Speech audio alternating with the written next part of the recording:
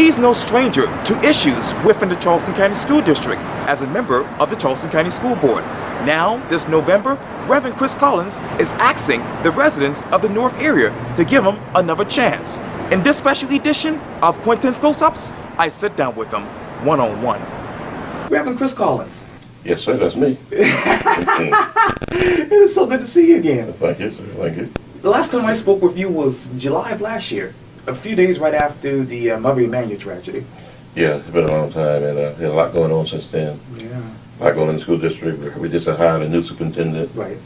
And so then we had the Emanuel 9. We were trying to build schools and find money for schools, and had a budget shortfall in the midst of all that. Yeah. We lost our deputy superintendent. We lost our chief financial officer. Right. Building chief financial officer, we lost him. So we had a lot of changes going on in the school district. Tell me, as we say right now, what is it like to be a member of the Charleston County School Board? Well, if you're going to be an effective member and a good member right now, you got to do a couple of things. You got to do a lot of reading, studying the materials, and make sure you understand it. But then read it again, make sure you understand it a second time. But then you got to do a lot of praying.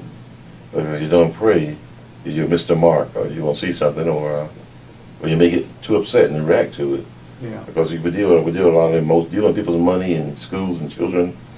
We do a lot of emotions, so you got to be prayed up and wise.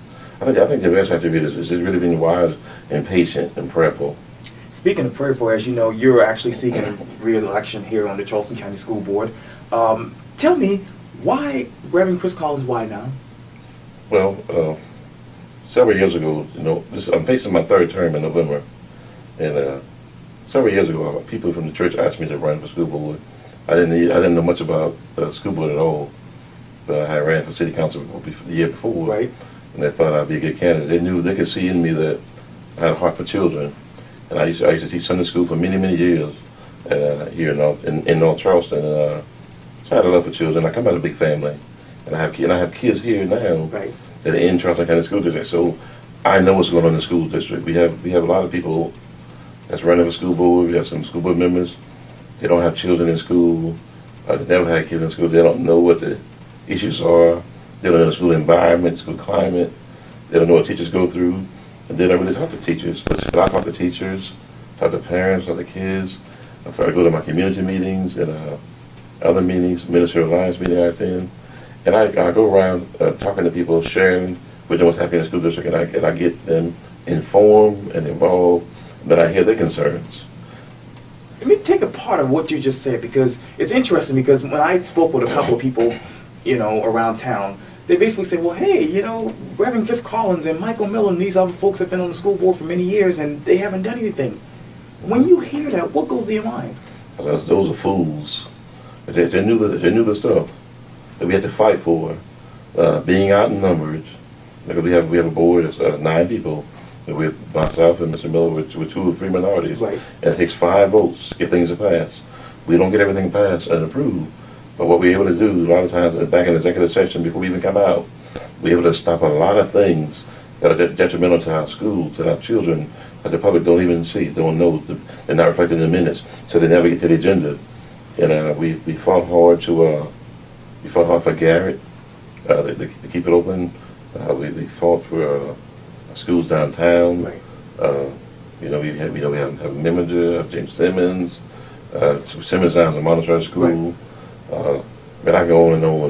The Garrett High School, North Charleston High School, years ago, the district recommended closing North Charleston High School and putting all the kids up at Stall. Michael and I, we fought against that to resist it. We fought. We got our community involved. We got enough people to support us to send a message, hey, we don't want this. And even with the school like J.N. Edwards, right, they wanted to close it down. Michael and I, we went to battle again, fighting to know people. Every community needs a school, so we fight for schools, whether they're rural schools, high poverty schools, Title I schools, schools that people have forgotten about, and schools that are doing well. Also, we represent all the kids, so that nobody gets left out of the equation. So without us on the school board, a lot of these schools, Frierson, you wouldn't have. They've been gone a long time ago.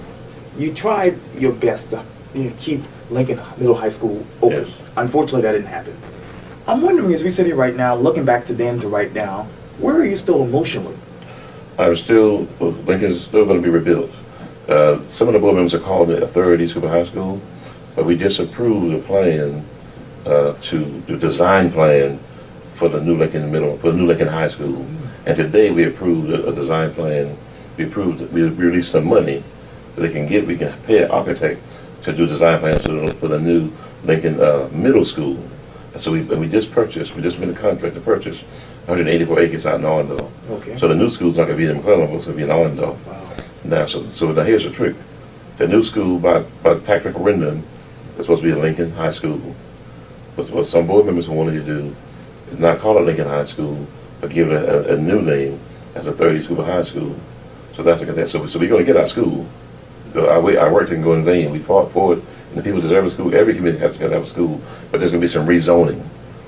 So in other words, it won't be just the people from McClellanville, be part of McClellanville and part of Allendale, and part of Mount Pleasant can attend also. So we're hoping to have a school that can hold at least 500 to 1,000 people. Wow. We really actually can seat more than that, but a minimum capacity. So we're hoping to have a minimum occupancy of about 1,000 people. So we'll get the school. The design is on the way. Yes. We're buying the land now, so it's going to come. Let me take you back to some headline news. This actually appeared in a Post story recently. Legislative panel highlights racial disparities in Charleston County School. I'm wondering, as we sit here right now, Reverend Chris Collins, what are those disparities in your mind?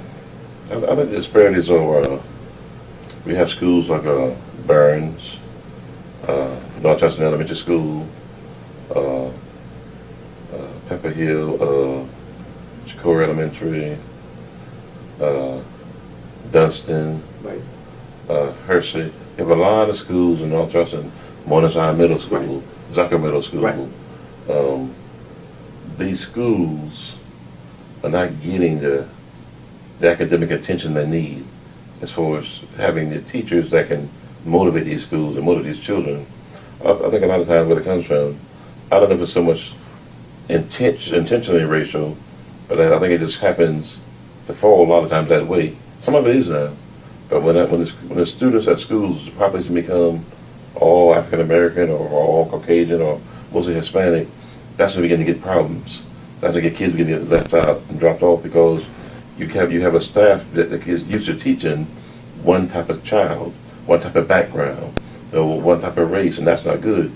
And a lot of times these kids, they get segregated academically. They're not in the classroom, but the teacher is familiar with multi-racial families, multi-racial background, of different type of communities. You might have crime in one community, you may have another child just from a high middle class family, and these two kids in the same class, she may only be the rate to the middle class child, not the child with a high poverty background. The high poverty background child might be hungry. His stomach might be hurting. He may not feel good. Or maybe his mother works 2 jobs and he don't get to see her very much. Or maybe he puts himself to bed at night because mama ain't there or daddy ain't there. And so teachers sometimes don't know how to reach these kids. And so the kids ride along in the numbers. You can have a class of 30 people and say 15 or 20 of those kids are making the mark. And their grades will be high enough to carry the other 10 kids in their average. So the class might have an 80 average, but you might have kids in that class making 30%, 40%, 50%, 60% struggling. So the numbers are all over the place. So I really think it's the way we allocate our resources. We don't take the time to find teachers, not only that are just good, but are good at communicating to all type of kids. That's where it really lies at. Putting the right resource in the right place. Another headline, district could rebuild Stono Park Elementary after public outcry. That tells you what? Tells that the people want the school. And we made a promise to Stono Park more than 5 years ago. Right. And we had it today on our agenda, to Stono Park. Right.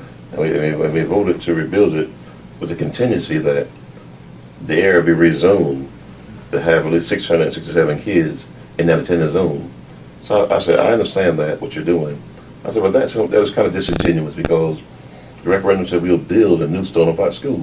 Didn't say anything about a rezoning. Didn't say anybody constituent had to do this. But what it said is that the people paid their dollars. They paid for a new rebuild, and it should have been rebuilt 3 or 4 years ago. And so that was a mistake in judgment and fiscal responsibility not to build the school the first time. And see, the problem is Stono Park has about 330, 40 kids active in attendance. Right. The attendance zone is about 400 some kids, so all the kids don't go to school there. Like some kids might go to Drayton Hall or Ashley River Creative Arts, different schools in the area, C.E. Williams. And so the district hated to build a school for the numbers of 300 some kids. Well, you don't build a school based on that. Most time when you build a new school, the kids start coming back. The only reason that's thrown about to begin with, not for the curriculum, but the building condition. The building looks deplorable. The bathroom looks horrible. The walls are terrible. Interior, in the hallways, I mean, doors, like an old dungeon. And so, shit, you think parents don't want to come to that school? No, they don't want to come there. They want a nice place. So we just opened up the new Shakora School, Right. and they got new attendance. Attendance went up. Wow. People want to be in a nice place. Describe to me the following one word: Quintins Academy. Charleston Academy. Well, it's quite a unique school. I say unique, Okay. unique, but needed. Yes. Yes. Needed, very much needed. All children need to be taught, regardless of physical condition and limitations. They need it, and I support them. Dr. Jarita Poststraight 1 year later. Yes, sir. 1 year later, you mean getting here? Yeah. Talk to me about where she... I got that. I said. What letter grade would you give her as far as performance? Dealing with the budget deficit and bringing in new people and closing schools and whatnot. I'd probably have to give her around, I guess a B. I guess somewhere around a B, which is a successful average. I say. Okay. I couldn't give her an A yet because I shouldn't admit it on enough. Right. But I could fluctuate between a C and a D. Okay. Depending on the issue. But I really think she's doing her best. I think she means well, and she needs to be given an opportunity to demonstrate that she can educate children. She can run our schools successfully. So I support her, and I want her to do good. I hate for us to have hire people and don't work out, got to start over again. That's because some of the kids pay the price not having a consistent leader. And teachers and principals need consistent leaders. When you have consistent leadership, the people can then develop relationships. Relationships that transpire from the school district to the community.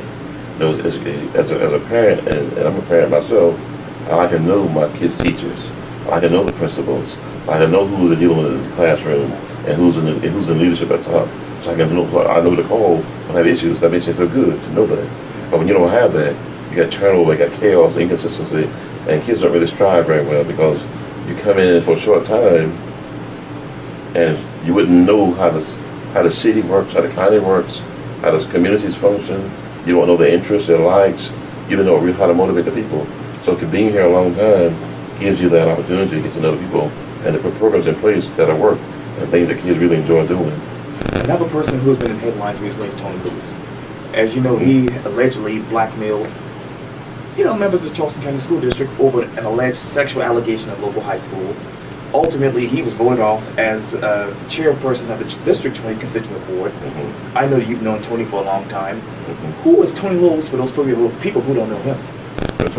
He's a very good advocate for the residents of downtown Charleston. He serves on the Constituent Board as a chairperson. And a lot of kids look up to him.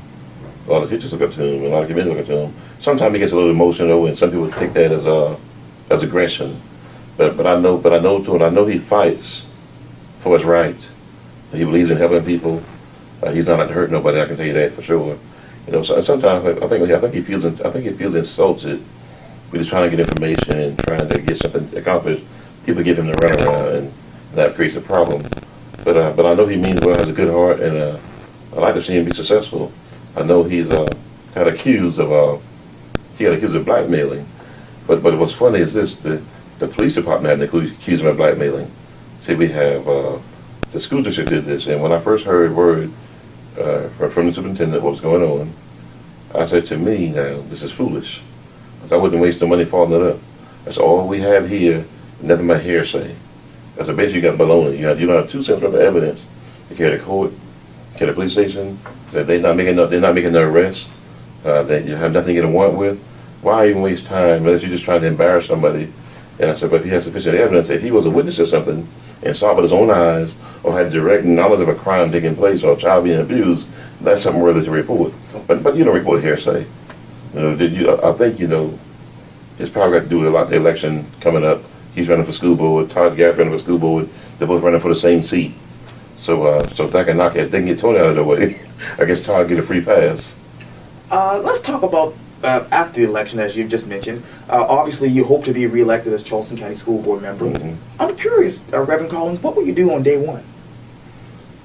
Day one, we have to elect a new chairperson and a new vice chairperson. And if I could have my way also, I would change some procedures and how we put things on the agenda. Okay. Because we have the committee to hold, and sometimes it's not always easy to find 3 or 4 people to agree to get an item on the agenda, which was the first requirement. And some people did that in an effort to try to stop me from putting things on the agenda.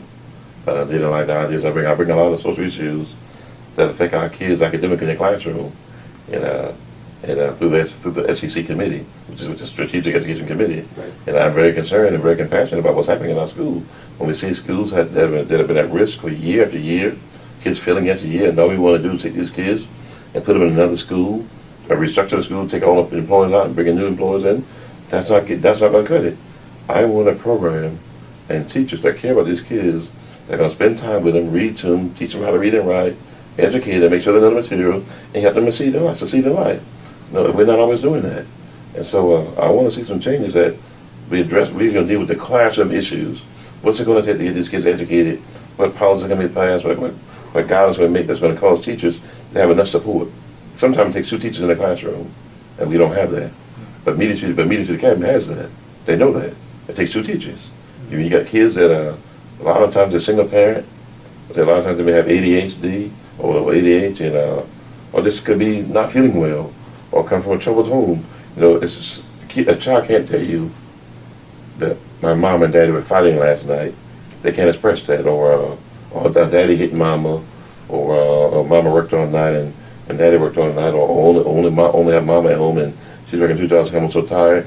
Or it could be a case where it's a home where there's alcohol addiction, or drug addiction, or crime going on. So how does little Johnny get help at home? Little Johnny don't have nobody to support him. Yeah, he's barely got clothes on his body and probably hungry, so he suffers. So these things got to be addressed coming up right away. Reverend Chris Collins, it's always good talking to you. Thank you so much. Well, thank you, sir. I appreciate this. All right.